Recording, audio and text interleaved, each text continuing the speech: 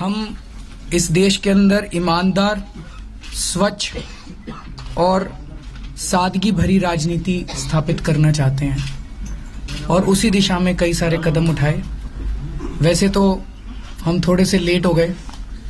आप सब TV channel वालों ने, मीडिया वालों ने ऑलरेडी अपनी रिपोर्ट कार्ड जारी कर दिए और हम बहुत बहुत शुक्रगुजार हैं आपके कि 4 राज्यों में चुनाव हुए थे और सबने एक ही राज्य को चुना। ये बहुत अच्छी बात है, आप इतना इम्पोर्टेंस देते हैं। दिल्ली को मिलना भी चाहिए, राज्य की, देश की राजधानी है। बहुत उम्मीदें हैं आप। नहीं, मैं सहमत हूँ, मैं शुक्रगुजार हूँ आप सबका, शुक्रगुजार हूँ और यही कृपा आप बनाए रखिएगा फ्यूचर में।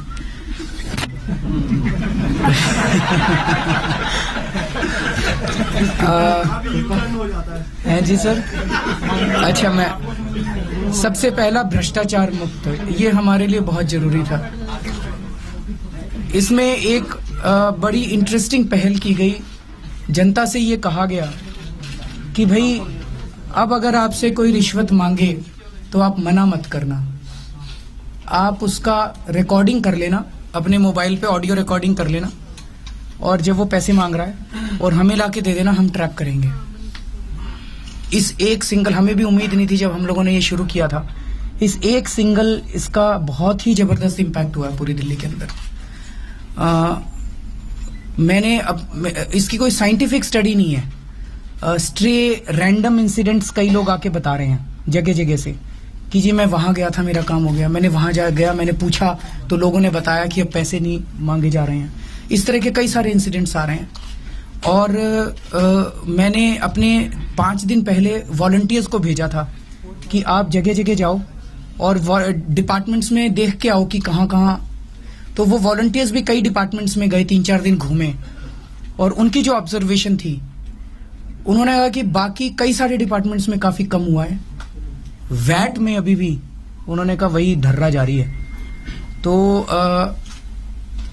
ये अभी तक की हमारी ऑब्जर्वेशन है और अभी लंबा उन्होंने कहा, लेकिन सब लोग ये इंतजार कर रहे हैं कि कब ये सरकार गिरेगी, कब वापस ढर्रे पे आएंगे।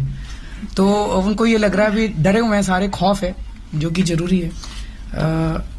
तो हम ये एनकरेज करेंगे कि अगर कोई ट्रांसपेरेंसी इंटरनेशनल या ऐसी कोई संस्था जो कि इस किस्म के सर्वे कराती रही है पहले, वो एक इंडिपेंडेंट सर्वे करा के देखे कि कितना फर्क पड़ा कि नहीं पड़ा, तो उसका भी एक अच्छा असर जाएगा। तो एक तो ये था जो खुचरे लेवल पे, जो एक आम आदमी के लेवल पे करप्शन होती है, उसमें ऐसा लगता है कि काफी भी कर सकते हैं। और मैं आप लोगों से भी रिक्वेस्ट करूंगा कि आप लोग भी थोड़ा सा अपना इधर उधर से पता करके देखिएगा। दूसरा था हमारा भ्रष्टाचार के लिए जन लोकपाल बिल। जन लोकपाल बिल, दिल्ली जन लोकपाल बिल, वो मोस्ट प्रोबेबली कल कैबिनेट में प्रस्तुत होना चाहिए और अगले 10-15 दिन के अंदर असेंबली का सेशन होना चाहिए और असेंबली के सेशन में उसको पास किया जाना चाहिए। जैसा मैंने कहा कि हमारी सरकार का मकसद था एक न्यायपूर्ण सरकार देना, तो सिख समुदाय का बहुत समय से डिमांड थी कि 1984 के जो दंगे हुए थे उसका एक कॉम्प्रिहेंसिव तरीके से एक स्पेशल इन्वेस्टिगेटिव टीम बने जो कि सारा एविडेंस इकट्ठा करके और इसके ऊपर कार्रवाई करे।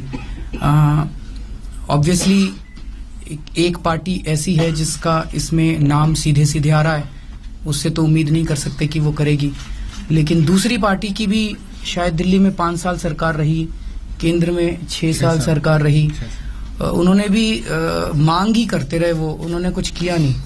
तो मैंने एलजी साहब से बात की थी और उन्होंने बहुत पॉजिटिव इसके ऊपर रिस्पांस दिया और कल तो शायद ना कर पाए, लेकिन अगले हफ्ते मंडे ट्यूसडे को या वेडनेसडे को जब कैबिनेट मीटिंग होगी उसमें हम इस मुद्दे के ऊपर प्रस्ताव रखेंगे और अगर कैबिनेट पास कर देती है तो फिर एलजी साहब के पास अप्रूवल के लिए जाएगी। स्वराज का कानून जो हमारा सबसे इम्पोर्टेंट है कि सीधे सत्ता जनता के हाथ में जाए, उसका ड्राफ्ट बन रहा है और वो भी अभी जो असेंबली सेशन होगा उस असेंबली सेशन में प्रस्तुत किया जाएगा। और ये एक ऐसा स्टेप है जिसकी पोटेंशियल को शायद आज हम लोग सोच नहीं पा रहे हैं। ये पूरे जनतंत्र के जो आज हमारा प्रारूप है इसको बदलने का वो रखता है, कैपेसिटी रखता है, कैपेबिलिटी रखता है। अगर ये स्वराज का कानून पास होता है कि अपने अपने इलाके के अंदर जनता खुद निर्णय ले पाएगी, जनता खुद अपने स्कूल चला पाएगी, जनता खुद अपनी कमेटी बना के स्कूल, अस्पताल, सड़क, बिजली, पानी, उसके लिए उनको किसी की तरफ देखना नहीं पड़ेगा, किसी की तरफ ग्रीवेंस पिटीशन नहीं डालनी पड़ेगी, अपने इलाके में लोग करेंगे। हमने कहा कि हम सादगी भरी राजनीति लाना चाहते हैं। उस दिशा में दिल्ली में वीआईपी कल्चर हम लोगों ने बंद किया। जो कल से आप लोग कह रहे हैं कि एमपीज अपने लिए सुविधाएं मांग रहे हैं हवाई जहाजों के ऊपर, हमने तो अपने लिए जो एग्जिस्टिंग सुविधाएं थी वो भी बंद कर दी। ना कोई लाल बत्ती, ना कोई सिक्योरिटी, ना कोई बड़ा बंगला, वो सारी सुविधाएं बंद की गई। एक आम आदमी की तरह रहना चाहिए। कई सारे ऐसे डेवलप्ड कंट्रीज हैं जहां पे वहां का प्राइम मिनिस्टर भी बताते हैं कि बस में जाता है अपने दफ्तर। तो एक आम आदमी की तरह हम लोगों को भी रहना चाहिए। बिजली के मामले में 3 स्टेप्स उठाए गए। बिजली के रेट आधे किए गए एक स्लैब तक। सीएजी का ऑडिट करवाया गया, जो एक बड़ी बात थी, जिसमें पिछली सरकार कह रही थी कि 5 साल से कह रहे थे कि हम करना चाहते हैं, हाईकोर्ट की वजह से नहीं कर पा रहे। जब हम सरकार में आए तो पता चला हाईकोर्ट का तो कोई स्टे ही नहीं था, वो तो झूठ बोल रहे थे। तो फिर जो काम वो 5 साल से नहीं कर पा रहे थे वो 5 दिन के अंदर सीएजी का ऑडिट हो गया। और बीजेपी भी मिली हुई थी उनके साथ, वो भी कुछ नहीं कर रही थी। तीसरी चीज जो ज्यादा हाईलाइट नहीं हुई, इसमें आप लोगों की मदद की जरूरत है, आप लोग थोड़ा सा इसको प्रचारित कर दीजिए कि दिल्ली में ये बहुत सारे लोगों की शिकायत है कि मीटर फास्ट चल रहे हैं। तो मीटर फास्ट चल रहे हैं, जिन जिन लोगों के मीटर फास्ट चल रहे हैं वो लोग हमारे पास आए। हमने third party metre testing order कर दी है। 2 एजेंसीज को मीटर टेस्टिंग के लिए ऑर्डर्स दे दिए गए हैं। अब जो लोग आएंगे और कहेंगे हमारे मीटर फास्ट चल रहे हैं, हम उनके तुरंत मीटर चेक करवा देंगे। अगर आप इसको थोड़ा सा ज्यादा वो दे दें, लोग अपनी शिकायत nearest SDM office, DC office में दे सकते हैं, यहाँ पे आके मंत्रालय में दे सकते हैं, मुख्यमंत्री के पास भेज सकते हैं। जहां भी आएंगी शिकायतें, हम उन शिकायतों को कंपाइल करके और मीटर्स की टेस्टिंग कराएंगे। पानी के रेट 20 किलोलीटर पर मंथ तक पानी को माफ किया गया है।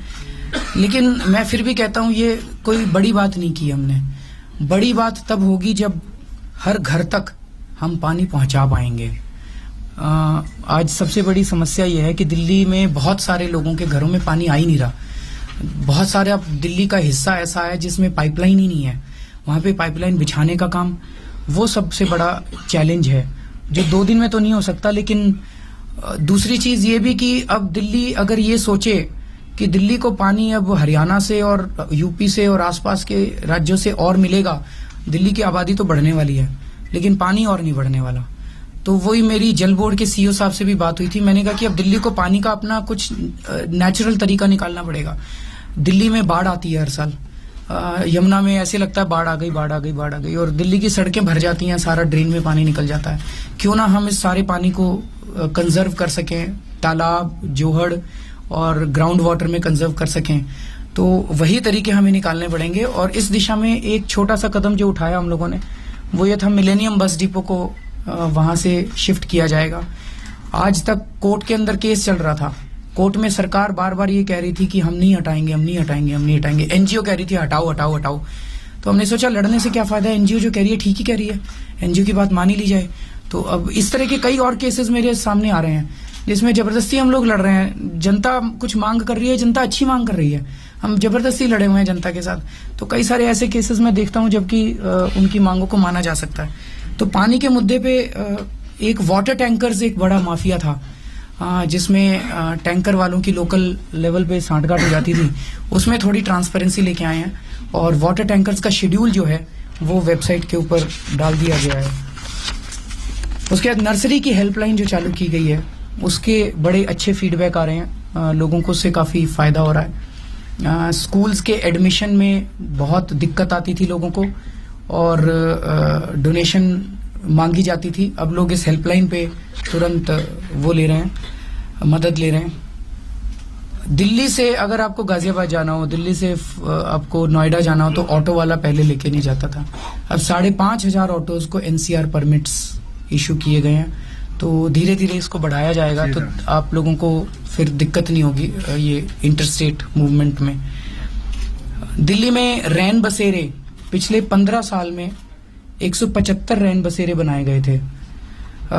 अब अगले पिछले एक महीने में 58 रैन बसेरे और बनाए गए हैं, और कई पाइपलाइन में है, कई सारे और बन रहे हैं। ये सफिशिएंट है, मैं ऐसा नहीं कह रहा, अभी बहुत बड़ा काम करने की जरूरत है। अभी भी बताते हैं, कोई ऑथेंटिक डेटा तो नहीं है कि 1 लाख लोग बेघर हैं, लेकिन जो ये सारी कैपेसिटी मिला के है, ये सारी कैपेसिटी मिला के भी 17,000 18,000 बनती है। तो बहुत बड़ा काम करना बाकी है। पिछले महीने कई सारी मौतें भी हुई उसमें, और हमारा लक्ष्य है कि एक भी आदमी बेघर होने की वजह से मरना नहीं चाहिए। जब तक ऐसा होता रहेगा तो पूरे सरकार के ऊपर और पूरे समाज के ऊपर ये एक बहुत बड़ा प्रश्न चिन्ह और धब्बा है। तो इसमें बहुत सारा भी काम करना बाकी है। रिटेल के अंदर एफडीआई को वापस लिया गया, जो कि दिल्ली के ट्रेडर्स की मांग थी बहुत समय से। 946 दिल्ली सरकार के स्कूल हैं, और आप सब लोग जानते हो कि सरकारी स्कूलों की क्या हालत है। तो सारे सरकारी स्कूलों की मैपिंग कराई गई है। एक एक स्कूल में पता किया गया कि कहाँ पे किस चीज की कमी है, कहाँ लेडीज टॉयलेट नहीं है, कहाँ क्या टॉयलेट किस चीज की कमी है, डेस्क नहीं है, दरी नहीं है क्या।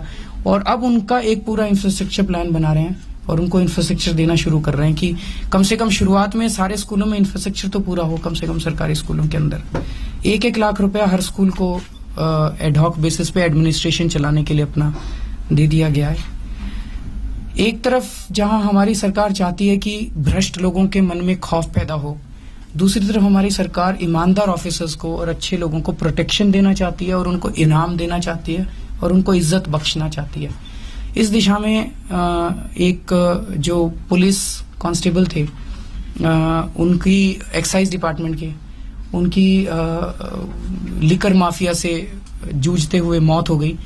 तो पहली बार ऐसा हुआ कि 1 करोड़ रुपए का इनाम किसी पुलिस ऑफिसर को मरणोपरांत उनके परिवार को दिया गया।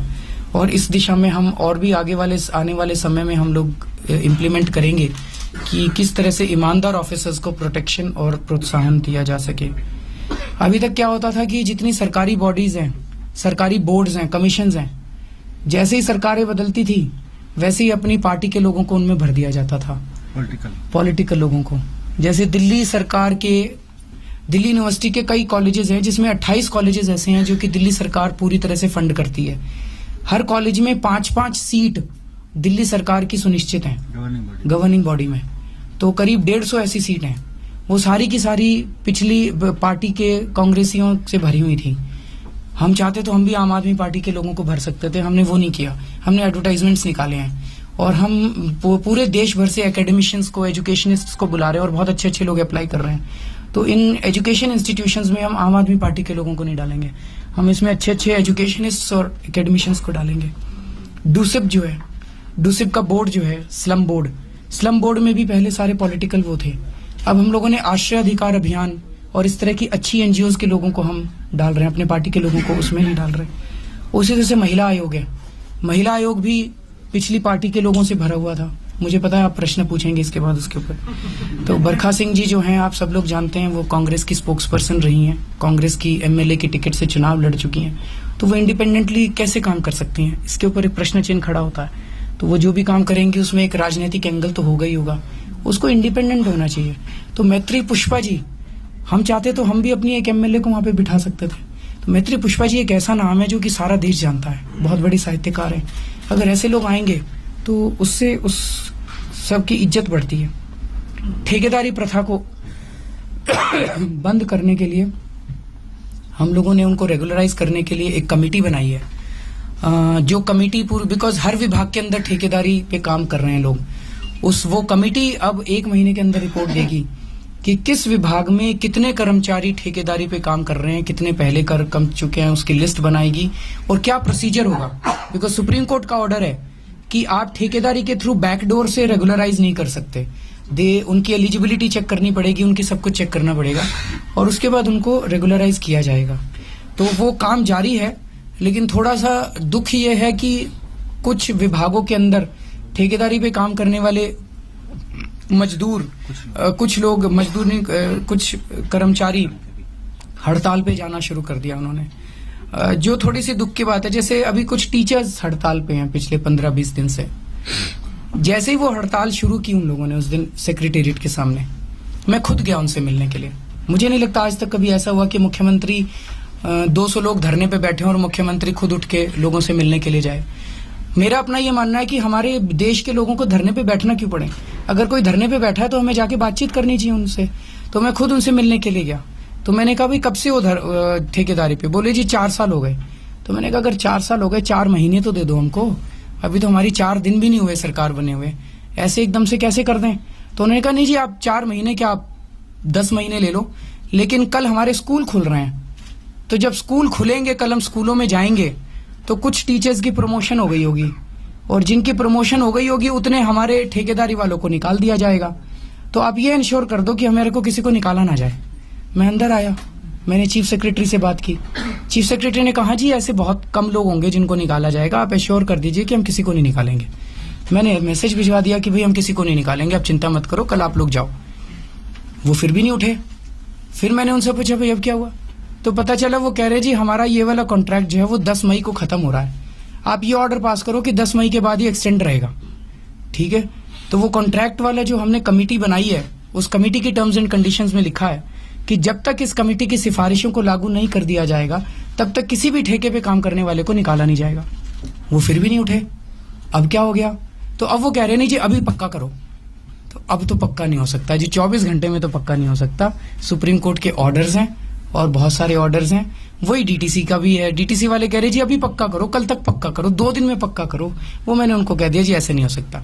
तो अब हम लोगों ने ऑर्डर्स निकाले हैं कि इस तरह की हमें पूरी सहानुभूति, हम मानते हैं जिस तरह मैं बहुत पिछले 1 साल से ठेकेदारी के काम करने वाले लोगों के बीच में रहा हूं, मैं मानता हूं कि बहुत शोषण हो रहा है उन लोगों का, लेकिन उनको समय देना पड़ेगा, थोड़ी सी पेशेंस रखनी पड़ेगी। एक सकारात्मक पहल शुरू हुई है और मैं उनसे फिर से अपील करता हूं कि वो वापस लौटें अपने काम पे। लेकिन अगर नहीं लौटेंगे तो अब अगर 600 बसें डीटीसी की सड़क से बाहर होंगी तो ये तो बर्दाश्त नहीं हो सकता। दिल्ली की जनता को तो तकलीफ नहीं दे सकते। फिर हमने कहा है कि भाई फिर अगर कोई नहीं आ रहा तो उनको फिर उनकी जगह पैरेलल भर्ती अभी शुरू कर दो, तुरंत नए लोगों को रख लो, और जो जो लोग अब नहीं लौट रहे काम पे तुरंत उन लोगों को फिर जब रेगुलराइजेशन का प्रोसेस होगा तो उनको कंसिडर नहीं किया जाएगा, उनको हम रेगुलराइज नहीं करेंगे।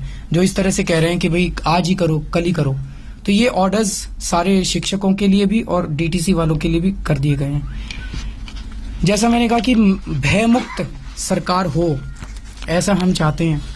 और अभी रिसेंटली जो धरना दिया था, धरना ठीक था, गलत था, हर आदमी की अपनी अपनी राय हो सकती है, लेकिन महिलाओं की सुरक्षा के लिए था वो धरना। तो महिलाओं की सुरक्षा कैसे हो, दिल्ली पुलिस इसमें काफी हद तक नाकाम रही है। तो हम लोग हाथ पे हाथ बैठ के नहीं रह सकते, हमें उसको सुदृढ़ करना पड़ेगा। हम ये नहीं कह सकते दिल्ली पुलिस हमारे कंट्रोल में नहीं है, दिल्ली पुलिस हमारे कंट्रोल में नहीं है। तो एक कमेटी बनाई है हम लोगों ने, वो कमेटी जो है वो महिलाओं की सुरक्षा के ऊपर पूरी दिल्ली में एक कॉम्प्रिहेंसिव तरीके से काम करेगी। पहली चीज तो वो ये देखेगी कि क्या महिला सुरक्षा दल, हमने कहा है कि महिला सुरक्षा दल बनाना है, उस महिला सुरक्षा दल में retired army officers, retired army personnel रखे जाएंगे सुपरवाइजरी लेवल पे, होमगार्ड्स रखे जाएंगे जिनको स्पेशल ट्रेनिंग्स दिलवाई जाएंगी, और उन लोगों को पूरे देश के अंदर, उनके पास पुलिस पावर्स नहीं होंगी, they are not a parallel police force. जैसे आप अपनी बिल्डिंग की सिक्योरिटी के लिए गार्ड रखते हो, वो आपकी सिक्योरिटी करता है, वैसे ये लोग आपके एरिया में घूमते रहेंगे। They will be at your back and call, आप कभी भी उनको बुला सकते हो। कहीं मान लीजिए आप कहते हो भाई सड़क पे अंधेरा ज्यादा है, 4 लोग यहाँ खड़े हो जाओ, तो वो 4 लोग वहां पे ड्यूटी दिया करेंगे। They will be at your back and call. किसी कोई भी महिला या सीनियर सिटीजन कोई खतरे में है तो वो उनको बुला सकता है। एक तो ये महिला सुरक्षा दल का ऑपरेशनलाइजेशन का प्लान पूरा बनाने के लिए कमेटी बनी है। दूसरा, दिल्ली के अंदर कितने फास्ट ट्रैक कोर्स और बनाए जाएं कि अब अगर किसी महिला का बलात्कार हो तो वो मामला 3 से 6 महीने के अंदर उसका ट्रायल पूरा होना चाहिए और सख्त से सख्त सजा मिलनी चाहिए। तीसरा, जो जस्टिस JS वर्मा रिपोर्ट है, उस रिपोर्ट के कौन कौन से प्रावधानों को दिल्ली में हम तुरंत लागू कर सकते हैं, ये कमेटी डिसाइड करेगी। और भी जो मुद्दे हो सकते हैं महिलाओं की सुरक्षा को स्ट्रेंथन करने के लिए, वो ये कमेटी देखेगी। मेरा मोटे मोटे तौर पे मानना है कि दोस्तों दिल्ली में पैसे की कमी नहीं है, और मुझे लगता है शायद ये सारे देश की बात है। पैसा बहुत है, नीयत की कमी थी, ईमानदारी की कमी थी, और इस सरकार के अंदर नीयत और ईमानदारी है। मैं ये देखता हूं कि कई सारे ऐसे बड़े बड़े प्रोजेक्ट्स हैं जिसका कोई सिर पैर नहीं है। आज ही मैं सुबह एक बहुत बड़े डॉक्टर से बात कर रहा था, उनका नाम यहाँ लेना ठीक नहीं है। मैंने कहा सर, प्राइवेट हॉस्पिटल में, सुपर स्पेशलिटी हॉस्पिटल में पर बेड एवरेज कॉस्ट कितनी आती है अगर नया अस्पताल बनाया जाए? उन्होंने कहा 80 लाख 75 लाख। कल हम लोग रिव्यू कर रहे थे रात को कई अस्पताल जो नए बनने वाले हैं, वहां पे ऑर्डिनरी सिंपल अस्पताल में, सुपर स्पेशलिटी हॉस्पिटल सिंपल अस्पताल में पीडब्ल्यूडी ने 1.25 करोड़ रुपए पर बेड की कॉस्ट रखी हुई है। तो और वो भी मतलब कई साल से अप्रूव्ड है, अभी तक पहली ईंट भी नहीं पड़ी है। ये सब बंद करना पड़ेगा। अगर हमारी नीयत साफ है, ईमानदार नीयत से काम करेंगे तो मुझे लगता है कि कई सारी चीजें हो सकती हैं। एक दो चीजें जो पाइपलाइन में है मैं वो भी बता देता हूं, फिर आपके क्वेश्चंस ले लेंगे। अभी तक जितने भी standing councils, public prosecutors, assistant public prosecutors और गवर्नमेंट काउंसिल्स हाई कोर्ट में और लोअर कोर्ट्स में अपॉइंट होते थे, वो भी सारे पॉलिटिकल अपॉइंटीज थे। कोई किसी का रिश्तेदार लॉयर था, कोई किसी का लॉयलिस्ट था, सारे पार्टी से रिलेटेड लोग थे। ये सब खत्म कर रहे हैं हम लोग। हमने एडवर्टाइजमेंट निकाला है, हम अच्छे अच्छे वकीलों को सरकारी काउंसिल रखेंगे, हम अच्छे अच्छे लोगों को सरकारी काउंसिल और पब्लिक प्रोसिक्यूटर्स रखेंगे। इसीलिए कई केस हम लोग हारते थे, कन्विक्शन रेट इतना लो था। एक बहुत डिटेल बन रहा है पूरी दिल्ली के लिए कि उसका हम आने वाले हफ्ते में कुछ जितना फाइनलाइज होगा आपके सामने पूरा हेल्थ प्लान रखेंगे। तो मोटे मोटे तौर पे ये था। If you have any questions I will be happy. जी एक मिनट भूपेंद्र सर, आपने अभी जल विभाग की बात करी आपसे, तो आपने ध्यान दिलाना चाहूंगा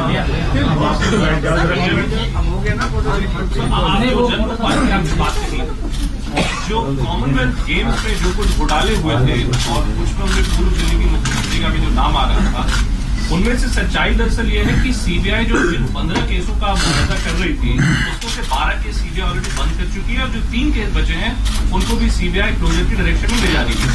आपसे मेरे सवाल के 2 पहलू हैं। पहला तो ये, आपके मौजूदा विधानसभा में आपकी खुद की मेजोरिटी नहीं है आपकी पार्टी की, आपके 28 एमएलए जिनमें सिर्फ बिन्नी जी एक रेबल हो गए हैं। मेरा स्पष्ट सवाल ये है कि क्या दिल्ली विधानसभा से वाकई जन लोकपाल बिल को पारित किया जाएगा, एक, और अगर आप इसको पारित करा भी लेंगे तो ये जो कॉमनवेल्थ गेम्स की जो बात है सर, उसमें जस्टिस कैसे होगा जब सीबीआई खुद कह रही है कि हम सब केसेस बंद करने वाले हैं? सर, मैं स्पेसिफिक केसेस का तो नहीं बता सकता कौन से वो 15 केसेस हैं।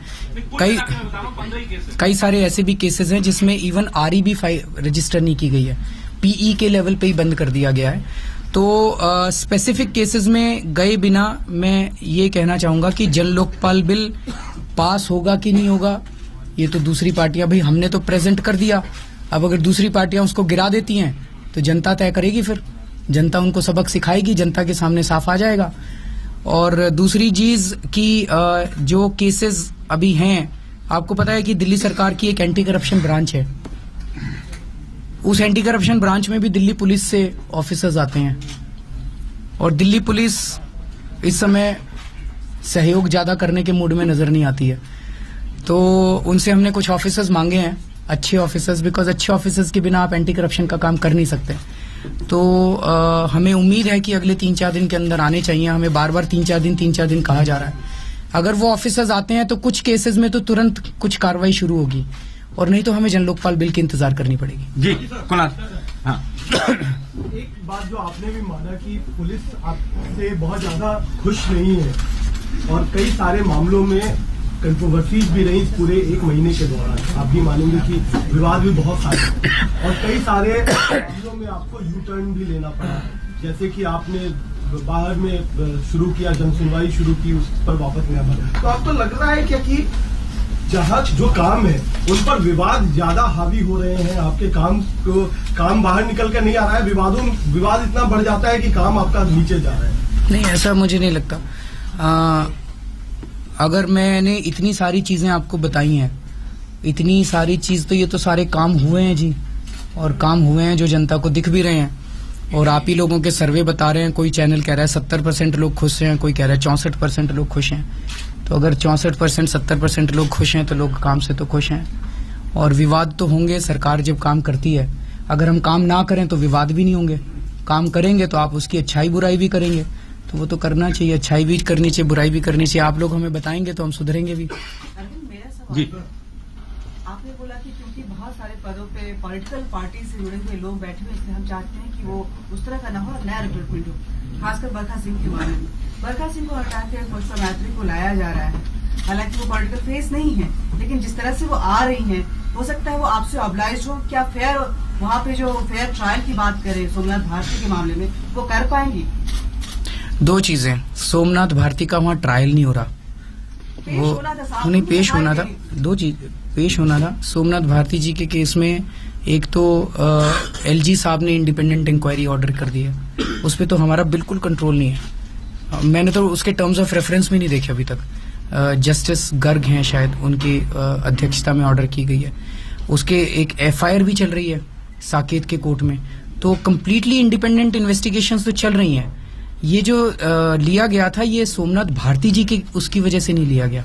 सोमनाथ भारती जी का अगर यही अकेला मामला होता तब तो आप कह सकते थे। उनकी तो इंक्वायरी भी चल रही है और इन्वेस्टिगेशन भी चल रही है, दोनों चीजें चल रही हैं।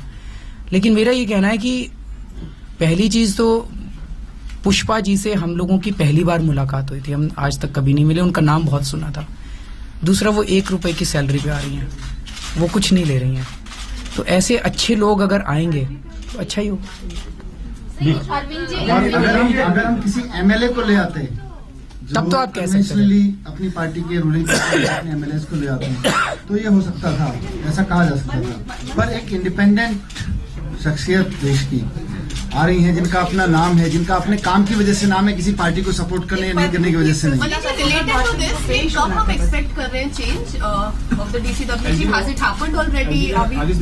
We have sent it. नहीं, उनको नहीं, वो हमने एलजी साहब के पास भेज दिया file. We are waiting for his approval. Website से सदस्य क्यों बताई गई है अगर अब केवल नाम सजेस्ट किया गया है? गवर्नमेंट अभी उनका नाम सर दिल्ली गवर्नमेंट की वेबसाइट में बरखा सिंह की फोटो और नाम दोनों ही हटा दिया गया है। ये मुझे नहीं पता, मैं पता कर लेता हूँ किसने हटाया है। The new lawyers, how will they be appointed? You have called for their resumes, but what is the selection criteria? How will you judge who is eligible, who is doing good? I think they are making some independent committee. The law ministry, the government is making an independent committee.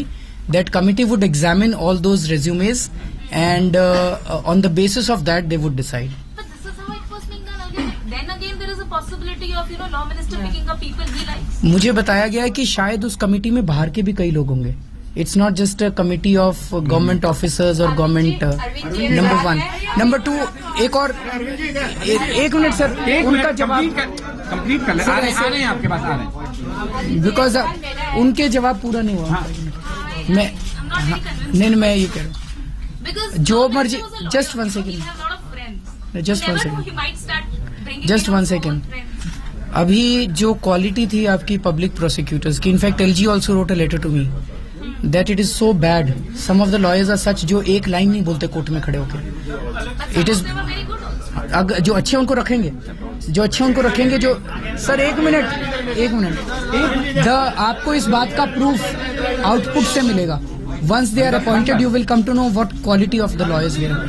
हाँ बोलिए। हाँ बोलिए। और case total TV से sir, भ्रष्टाचार के खिलाफ जो आपने हेल्पलाइन खोली थी, उसमें जो मामले आए, क्या किसी के खिलाफ कोई स्टिंग हुआ और कोई कार्रवाई हुई अब तक? कई लोग हुए हैं सर, अरेस्ट भी हुए हैं।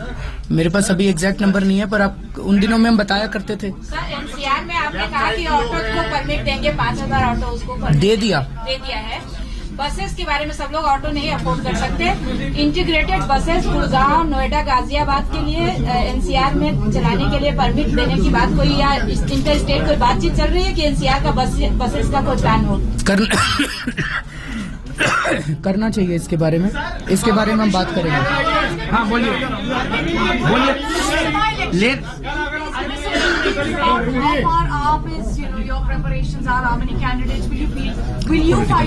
My request is that right now I am wearing government's hat. मैं सरकार के क्वेश्चंस दे देता हूँ, फिर आपसे जब पार्टी से मिलूंगा तो हाँ बोलिए। आप बोलिए। मांग को लेकर है, उसकी टाइमिंग को लेकर है। माना कि आपके मैनिफेस्टो में भी था, लेकिन क्या राहुल के इंटरव्यू का वेट कर रहे थे कि वो बोले उसके बाद हम एसआईटी की मांग उठाएंगे? और टाइमिंग के ऊपर क्वेश्चन है। बिलीव मी, मेरे को अर्नब गोस्वामी ने 1 महीना पहले नहीं बताया था कि मैं इस तारीख को इंटरव्यू करूंगा, उसके अगले दिन आप कर दीजिएगा। जुड़ा हुआ ये है कि आपने कहा मैंने नहीं कहा था, नहीं था। दिखा दीजिए मैनिफेस्टो। On what? पोस्टर्स में ये लिखा हुआ था सर। बॉस, 1 बाय 1 बॉस, अगर आपको सवाल चाहिए एक एक करके। किसके लिए? नहीं सर, उसमें कोर्ट का जजमेंट आ चुका है और हम कोर्ट के जजमेंट की इज्जत करते हैं। The matter is close. हाँ बोलिए। किस केस में? सर 84 के अंदर ढेर सारे मामले हैं, ढेर सारे मामले हैं। 2 ही मामलों की बात कर रहे हो ना आप? और भी बहुत सारे मामले हैं जो कि फाइलें बंद कर दी गई हैं। एक मामला मैं बताता हूं, 1987 के अंदर FIR दर्ज हुई, 92 के अंदर चार्जशीट बनी और बना के फाइल में दबा दी गई। 21 साल से वो चार्जशीट कोर्ट में नहीं पहुंची है। ढेर सारे ऐसे मामले हैं जी। हाँ बोलिए। पहले की सरकार की बात करें तो 5,000 करोड़ रुपए की इंफ्रा प्रोजेक्ट से जो पेंडिंग पड़े हुए हैं, चाहे एलिवेटेड रोड्स की बात करें, भारत एक्सटेंशन की बात करें, क्या ये माना जाए कि हटाई में चले जाएंगे? नहीं नहीं, बिल्कुल नहीं। हमारी कोई किसी से पुरानी सरकार से दुश्मनी थोड़ी है। जो इंफ्रास्ट्रक्चर प्रोजेक्ट चल रहे थे वो चलेंगे।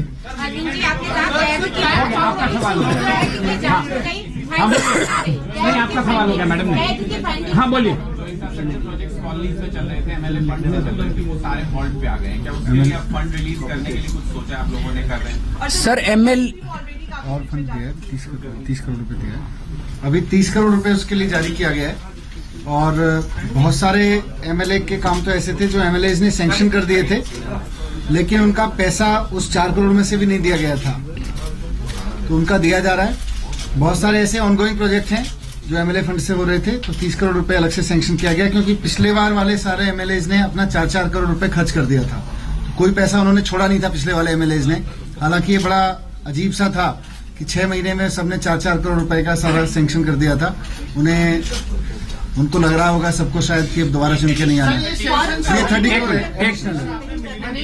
हाँ बोलिए। पार्टी से पूछिए। हाँ बोलिए बोलिए। सवाल है छोटे-छोटे, एक नहीं आ रहा। कोई नहीं। हाँ बोलिए। 3 सवाल छोटे-छोटे समझ नहीं आ रहा। पहला ये कि बरखा सिंह को हटाने के लिए तो क्राइटेरिया दिया गया, रीजन दिए गए, 5-6 रीजन है एक्ट में जिसके तहत हटा सकते हैं। बरखा सिंह को किस आरोप के तहत आप लोग हटाएंगे? और दूसरा ये कि आपके जो आम आदमी है, जो सोमनाथ भारती, वो एक संवैधानिक संस्था के सामने पेश क्यों नहीं हुए? और तीसरा कि मैत्री पुष्पा पिछले कई दिनों से लगातार आपकी सरकार के फेवर में वो ट्वीट्स कर रही है, फेसबुक पे कमेंट कर रही है। तो अगर अच्छी सरकार है तो करना ही चाहिए जी, उसमें तो क्या बुरी बात है। हाँ बोलिए। एक एक करके पावर ऑडिट सर, मैं कैसे जवाब दूं बताइए? एक एक करके अगर आप सवाल पूछेंगे तो आप लोग तो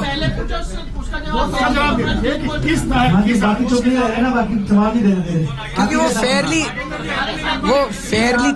वो फेयरली काम नहीं कर सकती, क्योंकि वो किसी पार्टी से संबंधित हैं, तो इसीलिए उनको हटाया जा रहा है। ये तो प्रिजम्पशन हुआ आपका सर। प्रिजम्पशन कैसे है सर? अगर नहीं आया होता तो उससे पहले आपने हटाने की कोशिश। सर बहुत सारे ऐसे कमीशंस हैं जिनमें धीरे धीरे पॉलिटिकल अपॉइंटीज को हटाया जाएगा।